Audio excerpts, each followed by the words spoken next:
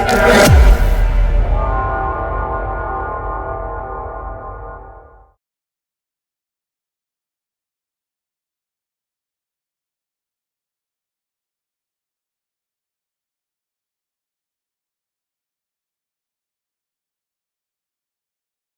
we are back in text SQL test 01.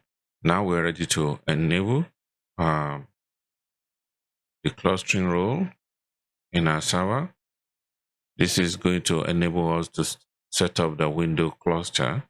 So go into the SQL Manager, add role, give this time to load,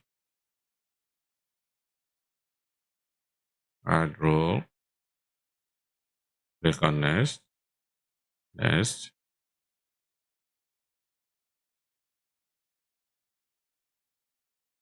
Failover clustering. These are the other features that need to be added.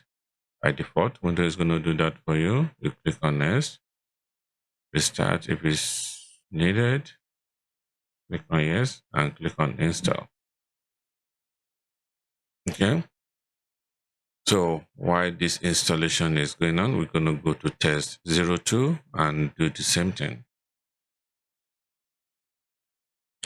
Okay, this is SQL test 02. We're going to go ahead and enable the window clustering. So click on this, open the server manager. Remember, the window cluster is going to make it easy for us, make it possible for us to set up the window clustering. SQL always on availability rely on window clustering, and that is the reason why we have to set that up.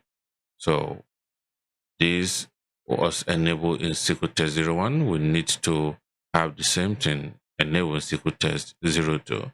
And if you have more than one or more than two or two servers, if you have 3 or 4 servers, that needs to be part of the always on availability group, you need to go ahead and install and enable the SQL clustering role in all the server that will be part of the group. So click next, select the failover clustering, click next, and install. Okay. By now, I think test 01 should be ready. So let's go back to SQL test 01 and continue the clustering there.